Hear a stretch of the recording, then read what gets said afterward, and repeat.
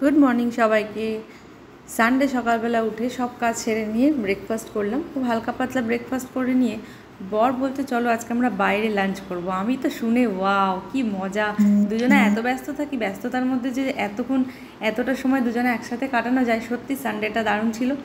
আর আমি তো জাস্ট ভাবতেই পারিনি যে ও টাইম বার করতে পারবে, ওর একটা কাজের কথা ছিল।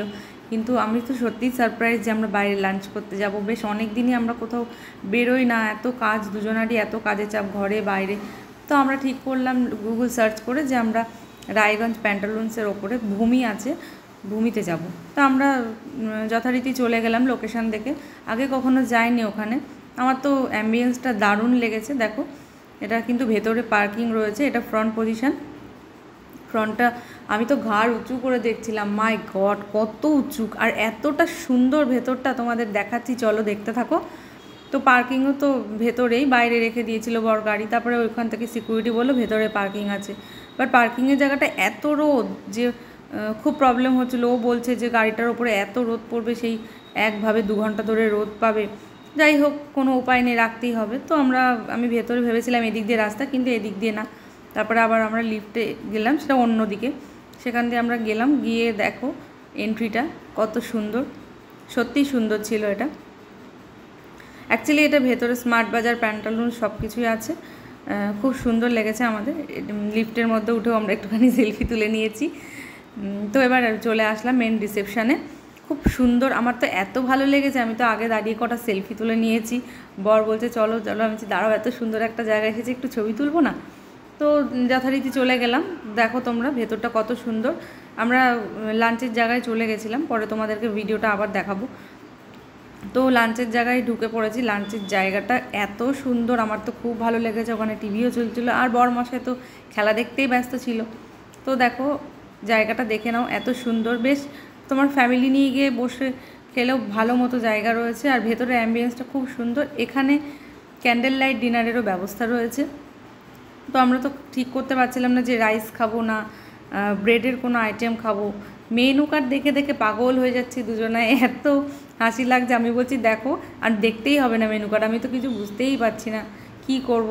তখন আমরা দুজনা মিলে তন্দুরি রুটি নিয়ে নিয়েছিলাম, আর বাটার চিকেন নিয়ে নিয়েছিলাম, আর কড়াই পনির নিয়ে নিয়েছিলাম। আবার আমরা নেক্সট টাইমও তন্দুরি রুটিই নিয়েছিলাম। ওরা পাঁপড় আর ওই ধনে পাতার যে চাটনিটা হয় সেটা আমাদেরকে জাস্ট দিয়ে গেল টাইম পাস করার জন্য। তো পাঁপড়টা খুব ভালোই ছিল, বাট খুব ঝাল ছিল।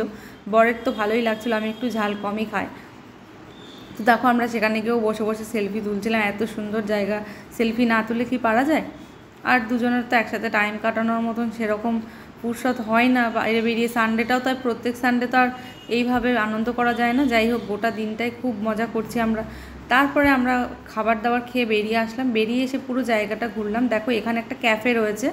তো আমরা ভাবছিলাম যে এখানে তো আসা হয়নি, তো ও বললো যে ঠিক আছে চলো আর একদিন এখানে আসা যাবে। বেশ ভালোই লাগলো, বাট চেয়ারগুলো এত লম্বা লম্বা না। তোমরা এখানে আসতেই পারো, খুব সুন্দর জায়গাটা। এখানে টাইম কাটানোর জন্য খুবই সুন্দর। স্ন্যাক্স বলো, কোনো খাবার আইটেম বলো, ফুড কোর্টের জায়গাটাই মোট কথা সুন্দর। এখানটাও দেখো কত সুন্দর, এখানটায় মুভির জায়গাটা। তো আমরা ভাবছিলাম যে ওখান থেকে আমরা কোথায় যাব। অনেক কিছু প্ল্যান ছিল, কিছু কেনাকাটা। তো আমরা স্টেশনে চলে গেলাম। স্টেশনে আমরা যাবই, কারণ আমরা একটুখানি দুজনেই চা ভক্ত। তো এখানে গিয়ে একটু টাইম কাটালাম, একটু চা খেলাম। আমি তো একটু ডিউক খেয়ে নিলাম, তারপরে চা খেলাম। তারপরে স্যালনে গেলাম, ও একটুখানি শেভিং করলো, একটু ম্যাসাজ করলো। তো আমি তো বসে বসে বোর হচ্ছিলাম, কি করব, আমার কোনো কাজ ছিল না স্যালনে সেদিনকে। তো যাই হোক, ওর জন্য তো থাকতেই হবে বেচারা, আমার জন্য যখন দাঁড়িয়ে থাকে আমাকেও তো দাঁড়াতেই হবে। আমরা বাড়ি চলে আসলাম। বাড়ি এসে কি জানি কি একটা দেখাচ্ছিলো হাত দিয়ে এরকম করে, ওকে ভিডিও নিচ্ছি না বলে। তো আমরা আবার চলে গেলাম বাইরে। আমরা ওখান থেকে চলে গেলাম ফ্যানের দোকানে গেছিলাম, কারণ প্রথমে সেনকো গেছিলাম, সেনকোতে একটু কাজ ছিল। তো আমরা সব কিছু সেনকো থেকেই কেনা হয়। তারপরে ওখান থেকে চলে গেলাম সবজি বাজার করতে। এই কদিন শুধু সবজির প্রবলেমের জন্য আর সময়ের অভাবে ঠিকঠাকভাবে রান্নাও হয়নি। তো আজকে ওর সাথে গিয়ে 3-4 দিনের বাজার একসাথে করে রাখলাম। তারপরে ওখান থেকে আমরা চলে গেলাম ফ্যানের দোকানে, ইলেকট্রিক দোকানে, কারণ আমাদের ড্রয়িং রুমের ফ্যানটা খারাপ হয়ে গেছিলো। ও তো খুব প্রবলেম হচ্ছিলো, ওর ল্যাপটপে যখন কাজ করে খুব প্রবলেম হয়, খুব খারাপ লাগে দেখতে, এত গরম। ফ্যান ছাড়া তো ওই ড্রয়িং রুমটা বসা খুব প্রবলেম। তো যাওয়াই হচ্ছে না 2 দিন ধরে। তো আমরা আবার ফ্যান কিনে স্টেশনে চলে গেছিলাম চা খেতে।